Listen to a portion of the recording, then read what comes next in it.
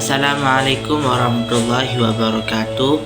Perkenalkan, nama saya Muhammad Jamalul Lail dari Prodi KPI di Institut Al-Fitrah, Surabaya. Hari ini saya akan membahas tentang negara hukum dan penegakan hukum di Indonesia. Negara hukum merupakan fondasi utama bagi kehidupan berbangsa dan bernegara, di mana supremasi hukum menjadi panglima tertinggi, bukan kekuasaan individu atau kelompok di Indonesia. Konsep ini diwujudkan melalui pasal 1 ayat 3 Undang-Undang Dasar Negara Republik Indonesia tahun 1945 yang menyatakan bahwa negara Indonesia adalah negara hukum, berbeda dengan negara kekuasaan belaka. Negara hukum menekankan bahwa segala tindakan pemerintah, lembaga negara, dan warga negara harus didasarkan pada hukum yang jelas dan adil dan melindungi hak asasi manusia. Secara etimologis, istilah ini berasal dari bahasa Belanda Rechtsstaat atau Inggris Rule of Law, yang berarti negara yang diperintah oleh hukum, bukan oleh orang-orang. Konsep ini lahir dari perjuangan historis melawan kekuasaan semena-mena seperti yang dikemukakan oleh filsuf seperti Immanuel Kant dan Friedrich yang menekankan supremasi hukum, kesetaraan di hadapan hukum, dan pembatasan kekuasaan negara. Dalam konteks di Indonesia, negara hukum tidak lepas dari Pancasila sebagai kita hukum res sitede yang memadukan nilai-nilai luhur bangsa dengan prinsip-prinsip universal.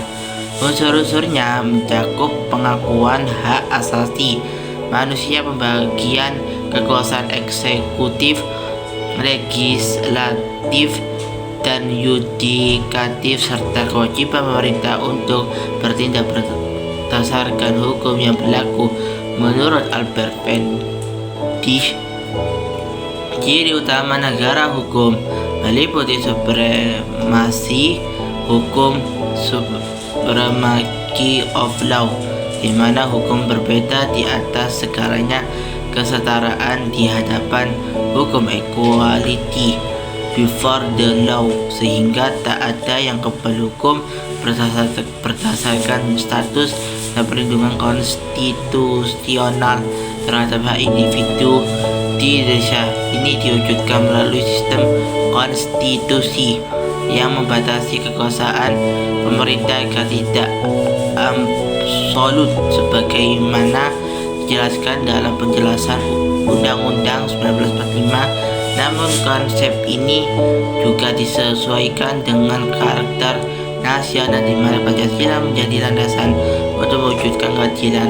substantif, bukan hanya formal. Penegakan hukum menjadi tulang punggung keberhasilan negara hukum, karena tanpa penegakan yang efektif, hukum hanyalah norma abstrak yang tak berguna.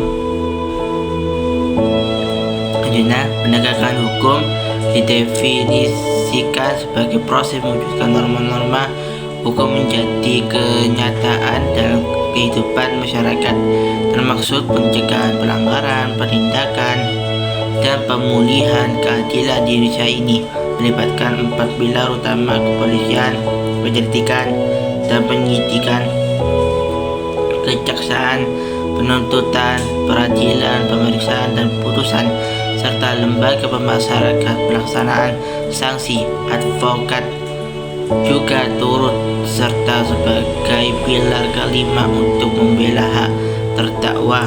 Proses ini bersifat preventif, mencegah pelanggaran, dan represif, menangani pelanggaran dengan tujuan menciptakan ketertiban sosial, kepastian hukum, dan rasa keadilan bagi masyarakat. Fungsi penegakan hukum di Indonesia mencakup jaminan kepastian hukum pemberdayaan hukum, hukum pemenuhan keadilan dan pengembangan pola pikir masyarakat yang taat hukum, aparat penegak hukum seperti polisi, jaksa, dan hakim. Terima kasih dari saya.